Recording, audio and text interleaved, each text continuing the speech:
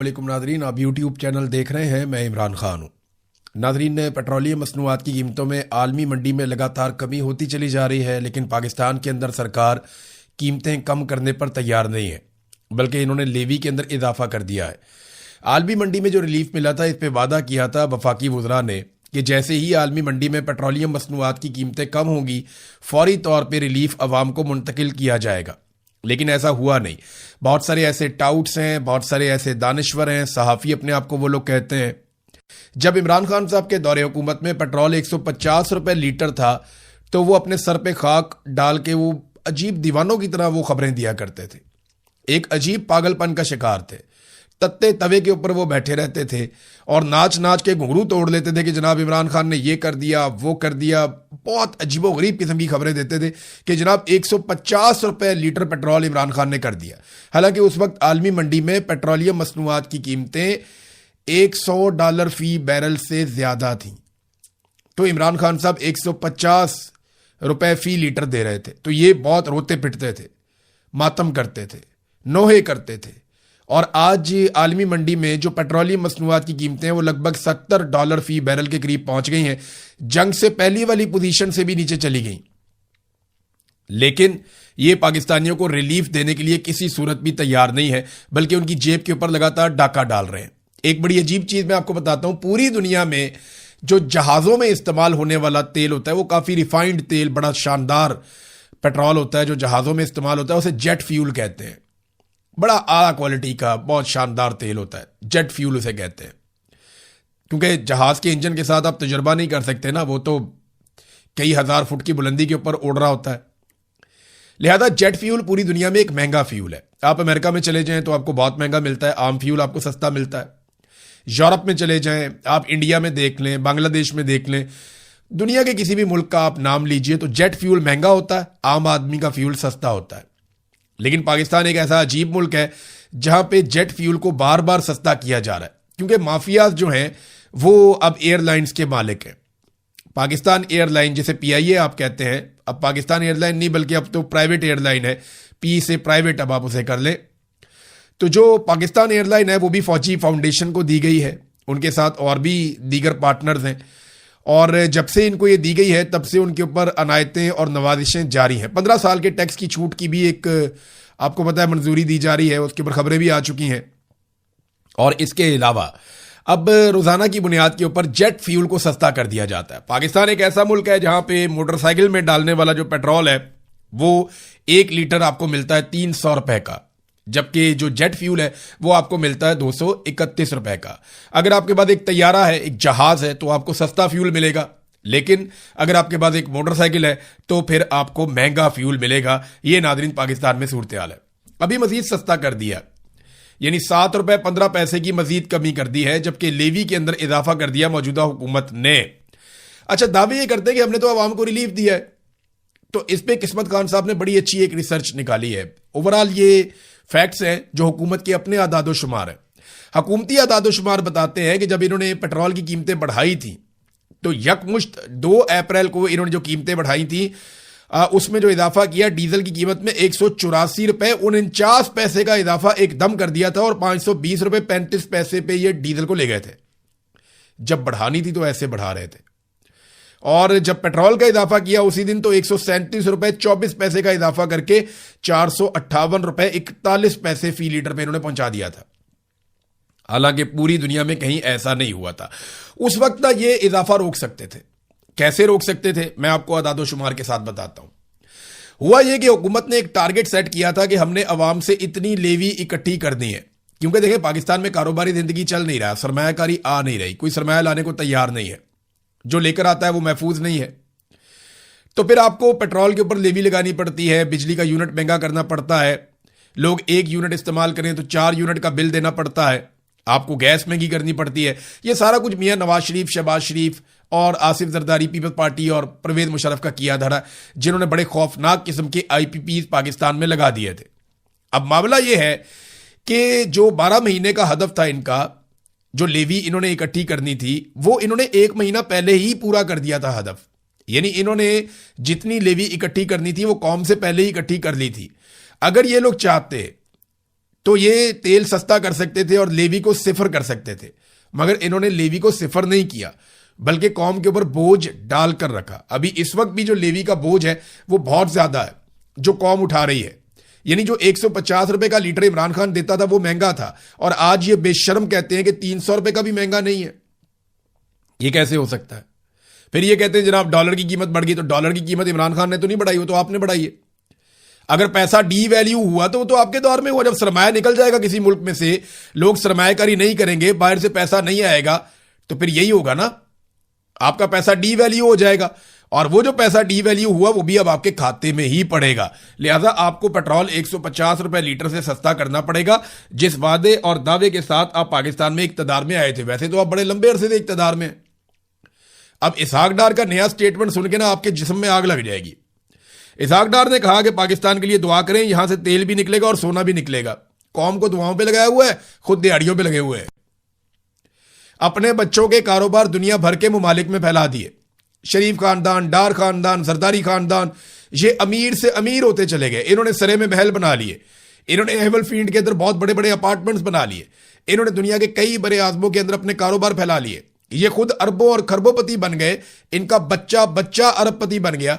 1981 से लेकर अब तक ये लोग लगातार इक्तदार में। 45 साल हो गए इस खानदान को इक्तदार में। 6 इनके वज़राए आला आ चुके हैं और 5 इनके वज़ीर आज़म आ चुके हैं, और ये इसी खानदान के अंदर से आ चुके हैं, खानदान के बाहर से और भी मौजूद हैं। इतनी लुटमार करने के बावजूद पाकिस्तान पीछे गया और इनका खानदान आगे गया। कौम को इन्होंने लगाया हुआ है दुआओं पे, तो आप दुआ करें जनाब, इतना कोई चीज ही निकला है जमीन में से। इस जमीन में से सोना खालिस भी निकला है ना, इस जमीन में से दुनिया के बेहतरीन हीरे भी निकल आए, इस जमीन में से दुनिया के सारे खजाने भी निकल आए ना, तो पाकिस्तान की मिलिट्री एस्टेब्लिशमेंट पाकिस्तानियों को हवा भी नहीं लगने देगी, जैसे बलूचिस्तान में होता है। बलूचिस्तान में ऐसे मादनियात निकल रही हैं, कबायली इलाकों में ऐसे मादनियात निकल रही हैं, हर चीज के ऊपर हमला हो सकता है, मादनियात पे हमला नहीं होता।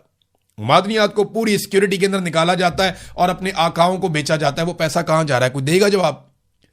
स्मगलिंग का पैसा कहां जा रहा है, कोई देगा जवाब? ये जितनी यहां पे मंशियात लगाई जा रही है पाकिस्तान में, बलूचिस्तान में और खैबर पख्तूनख्वा के कबायली इलाकों में, वो कौन लगवा रहा है? उसकी ट्रांसपोर्टेशन कैसे होती है? वो बरामचा की मंडी तक कैसे जाती है, जहां पे जाके मंशियात के अंदर बाकायदा प्रोसेसिंग होती है? वहां से निकल के पूरी दुनिया में कैसे फैलती है? हवाई अड्डों से कैसे वो जाती है दूसरी दुनिया के अंदर? समुद्री रस्तों से वो कैसे जाती है?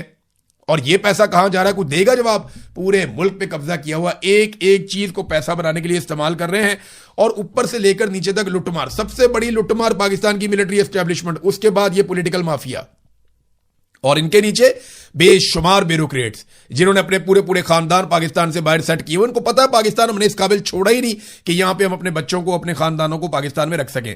वो एक आदमी जो लड़ता जा रहा है वो जेल के अंदर पड़ा हुआ, उसकी आंख भी खराब कर दी, उसकी सेहत भी खराब कर दी, उसकी बीवी को भी पकड़ के जेल में डाल दिया, रिश्तेदारों को पकड़ के जेल में डाल दिया, सारी पार्टी टूट फूट का शिकार कर दी, बेड़ा गर्क कर दिया। कौम उसके साथ खड़ी है और वो आदमी अकेला जेल काट रहा है और इंतहाई तकलीफ के अंदर है, लेकिन वो हार नहीं मानता। अब इमरान खान की बहन अलीमा खानम ने अदालत से रुजू किया और एक एप्लीकेशन दायर की है इस्लामाबाद हाई कोर्ट में, और उसमें इस्लामाबाद हाई कोर्ट में उन्होंने एक पटिशन डाल दी अपने वकील के जरिए से, और मौके इख्तियार किया कि 8 अप्रैल की जो वकील की मीटिंग हुई थी उसमें हमें यह पता चला कि इमरान खान को 22 घंटे और बुशरा बीबी को 24 घंटे तक कैद तन्हाई में रखा जाता है। हालांकि किसी भी अदालत ने इस किस्म का कोई फैसला नहीं दिया, कोई सजा इमरान खान को कैद तन्हाई की नहीं दी गई, और इसमें जनाब फरीक बनाया गया सुपरिटेंडेंट जेल को, आईजी जेल खाना जात को, चेयरमैन नैब को, डीजी एफआईए को और पिम्स के एमएस को। वैसे इसमें जो है ना फरीक बनाना चाहिए फील्ड मार्शल आसिम मुनीर को, लेकिन कानूनी नुक्ता नजर से पॉसिबल नहीं है, क्योंकि ये लोग अपना काम करवा लेते हैं, खुद कभी सामने नहीं आते। ये पीछे रहते हैं, अपना काम करवाते हैं मजे से, और खुद कभी भी सामने नहीं आते। हुकूमतें गिराएं बनाएं कुछ भी करें, इनके ऊपर एलिगेशन नहीं लग सकता। ये अपने आप को पर्दे के पीछे रखते हैं और वहां से डोरियां हिलाते रहते हैं। इनके पास बहुत सारे टाउट्स होते हैं, बहुत सारे इनके गुलाम होते हैं जो इनके लिए काम करते रहते हैं। इमरान खान को कैद तन्हाई में रखने का जिक्र किसी फैसले में मौजूद नहीं है। मेरे भाई को कैद तन्हाई में रखकर एक गैर इंसानी रवैया रखा जा रहा है। इमरान खान ने वकील के साथ मीटिंग में बताया कि उनकी आंख 85% मुतासिर हुई है। कैद तन्हाई में रखना एक सख्त तरीन सजा है और इमरान खान की सजा में कैद तन्हाई नहीं है। फिर उन्होंने ये इस्लामाबाद हाई कोर्ट में दरखास्त दायर की है।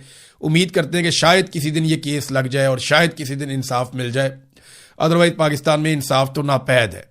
सरमायाकारी की नादरीन में बात कर रहा था, ये देखिए, ये एक नौजवान है, ये सरमायाकारी करने के लिए पाकिस्तान आया था, नाम है हाशिम नूर जई। ये दुबई से सरमाया लेकर आए पाकिस्तान में और इन्होंने मुख्तलिफ जो रिपोर्ट्स हैं उनके मुताबिक कोयटा में एक रेस्टोरेंट बनाया कि जनाब मैं यहां पे काम करूंगा। दुबई से पैसा लेकर आया, कोयटा के अंदर रेस्टोरेंट बनाया कि मैं अपने मुल्क के अंदर पैसा लेकर आऊंगा। इसहाक डार ने कहा था ना कि हुब्बल वतनी का सबूत दें और पैसा पाकिस्तान में लेकर जाएं। हालांकि इसहाक डार के बच्चे कभी भी ये सबूत नहीं देंगे, नवाज शरीफ के बच्चे कभी ये सबूत नहीं देंगे हुब्बल वतनी का, वो पैसा पाकिस्तान में नहीं लेकर आएंगे। लेकिन ये जो हाशिम नूरजई साहब हैं, ये पैसा लेकर आए पाकिस्तान में। इन्होंने कोयटा में होटल बनाया, शरपसंदों ने इन्हें कत्ल कर दिया, यानी इन्हें तहफ्फुज तक फराहम नहीं किया जा रहा। कोयटा के अंदर कोई शख्स महफूज नहीं है, पूरे बलूचिस्तान में कोई शख्स महफूज नहीं है, मैं तो कहता हूं पूरे पाकिस्तान में कोई महफूज नहीं है।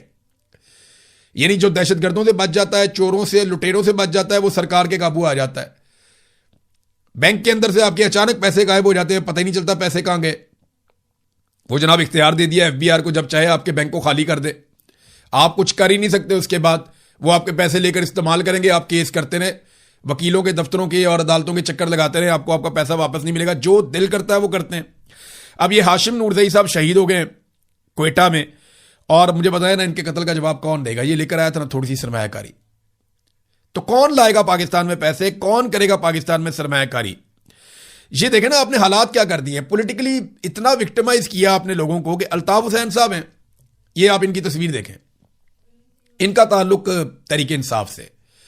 इन्हें 9 मई के जाली मुकदमे में गिरफ्तार कर दिया गया, 9 मई के बाद 2023 में। ये लंबा अरसा जेल के अंदर रहे। आज से 6 माह पहले इनको बाइज्जत बरी करवाया गया, यानी 2 साल जेल काटने के बाद पता चलता है निजाम को कि यह आदमी बेगुनाह था, इसको बाइज्जत बरी किया गया। लेकिन कैद के दौरान यह शदीद बीमार हो गया। जब बेगुनाह आदमी को जेल में आप डालेंगे वो बीमार ही होगा, शदीद बीमार हो गया। इसको इलाज मुआवजे की सहूलियत नहीं दी गई। बलाखिर ये जब बाइज्जत तौर पे बरी हुआ तो उसके बाद से दवाइयों पे जिंदा था, और अब ये भी शहीद हो गया, इसका भी इंतकाल हो गया। ये जो रिजीम चेंज ऑपरेशन हुआ ना पाकिस्तान में, इसने एक ऐसी खून से सुर्ख लकीर खींची है जो पाकिस्तानियों के दिल में हमेशा चुभती रहेगी। और यह पाकिस्तान की मिलिट्री एस्टेब्लिशमेंट का एक कारनामा है। हालात यहां तक पहुंच गए हैं कि अब पुलिस धमकियां लगा रही है तालिबान की। ये एक जर्नलिस्ट हैं अब्बास साहब, अब्बास अहमद, ये बताते हैं कि मैंने इस्लामाबाद पुलिस के खिलाफ एक खबर लगा दी। खबर ब्रेक होने के बाद इस्लामाबाद पुलिस के एक आला अफसर ने मुझे पैगाम भेजा जिसमें उन्होंने कहा कि उनके तालिबान के साथ ताल्लुकात हैं और वो मुझे इस्लामाबाद से टुकड़े टुकड़े करवा देंगे, हत्ता कि मेरे बच्चों के भी टुकड़े करवा देंगे। अंदाजा करें, इस्लामाबाद पुलिस का एक सीनियर ऑफिसर एक सहाफी को धमकी लगा रहा है और वो ये कह रहा है कि मैं तुम्हारे टुकड़े टुकड़े करवा दूंगा क्योंकि मेरे तालिबान के साथ ताल्लुकात हैं, मैं तुम्हें मरवा दूंगा, तुम्हारे बच्चों को मरवा दूंगा अगर तुम मेरे खिलाफ खबरें दोगे तो। ये है नाज़रीन सूरत हाल। मुझे याद आ गया, एक डीआईजी थे, वो बात नहीं मानते थे सेक्टर कमांडर की ना, तो उनके साथ जब मीटिंग की सेक्टर कमांडर ने तो उन्हें धमकियां लगाना शुरू की डीआईजी पुलिस को। उसे कहा कि मैं तेरे साथ ये कर दूंगा। मैं जानता हूं वो डीआईजी पुलिस को भी, वो सेक्टर कमांडर को भी जानता हूं। इस वक्त मैं नाम नहीं ले रहा इसलिए कि उनके लिए मुसीबत बन जाएगी, लेकिन सेक्टर कमांडर को कम से कम पता चल जाएगा। उसने बड़ी धमकियां लगाई, मैं नौकरी छीन लूंगा, मैं ये कर दूंगा, मैं तरक्की नहीं होने दूंगा, मैं फलाना कर दूंगा, मैं फलाना केस बनवा दूंगा। तो अल्टीमेटली जो उसने धमकी लगाई ना, जिस पे वो डीआईजी साहब भी हैरान रह गए। मुझे जिस बंदे ने बताया कि वो धमकी पता क्या थी, वो धमकी ये थी कि मैं तुम्हारे ऊपर ब्लास्फेमी का मुकदमा करवा दूंगा, तौहीन मजहब लगवा दूंगा तुम्हारे ऊपर मैं। अंदाजा करें ये इस लेवल तक गिर जाते हैं और इस लेवल तक मामले को ले जाते हैं। गिरने पे है नाजरीन तो ये किसी भी लेवल तक गिर सकते हैं। मिसाल के तौर पे पंजाब हुकूमत एक नया कानून लेकर आ रही है, आप सर पकड़ के बैठ जाएंगे, पूरी दुनिया में आप किसी को सुनाएंगे, लोग इनको जुतियां मारेंगे, लित्तर मारेंगे लोग इनको कि बेशर्मो, ये किस किस्म का कानून तुम लेकर आ रहे हो, कोई इंसानियत है तुम्हारे अंदर या नहीं है। यानी इससे पहले जो कवानीन लेकर आए पीका और पता नहीं क्या क्या, उन्होंने इसके अंदर तरमीम कर दी। एक तो वही पहले काबू नहीं आ रहा था, अब जरा ये कानून आप चेक करें। पंजाब हुकूमत इस कानून के जरिए से आपको मुकम्मल तौर पर खत्म कर सकती है जब वो इसको नाफिज कर देगी। ये जो अंग्रेज यहां पे रहता था ना, यानी इस आर्टिकल के अंदर इसको हवाला दिया गया कि जब अंग्रेज यहां पे बड़े सगीर पे हुक्मरान था तो उसने भी इतना गंद नहीं मारा था जितना इन काले अंग्रेजों ने गंद मार दिया है जो पंजाब के अंदर बैठे हुए हैं। इस नए कानून के मुताबिक ये करेंगे क्या? इसका नाम है जी Punjab control of habitual offenders and anti social behaviour bill 2026। ये वहां पे मंजूर कर लिया गया, कमेटी की सतह के ऊपर मंजूर हो गया है और अब इसे जनाब बाकायदा एक कानून बनाया जाएगा। तो ये बिल कहता क्या है?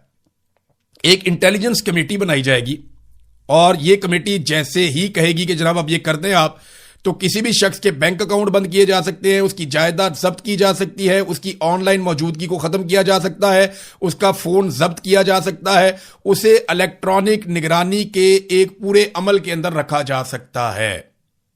अंदाजा करें आप कि अगर हुकूमत को आपकी कोई बात पसंद नहीं आई, या हुकूमत को आपकी शक्ल पसंद नहीं आई, या मरियम नवाज के आपने नारे नहीं लगाए, या आपने एक बारी फेर शेर अगर आपने ये नहीं कहा, तो पंजाब की सरकार आपके साथ क्या करेगी आप सोच भी नहीं सकते। आपका मोबाइल भी बंद, आपकी जायदाद भी बंद, आपके अकाउंट भी बंद, हर चीज के ऊपर कब्जा आपको निगरानी के अंदर रख लेंगे। और ये सिर्फ एक कमेटी की सिफारिश के ऊपर। मरियम नवाज के बंदे होंगे कमेटी के अंदर, ये जो इंटेलिजेंस कमेटी बनाई जाएगी, तो इंटेलिजेंस कमेटी जिसकी तरफ उंगली उठा देगी ना कि ये बंदा बेड़ा गर्क कर दो, उस बंदे का बेड़ा गर्क हो गया। मिसाल के तौर पे कोई एक शख्स आप ले लें, उसकी कोई एक चीज मरियम नवाज को या उसके किसी वजीर को या किसी खातून को या मर्द को पसंद नहीं आती, तो वो फौरी तौर पे उस कमेटी को बताएंगे जरा इसको देखना, वो कमेटी कहेगी ठोक दो। तो फिर क्या होगा?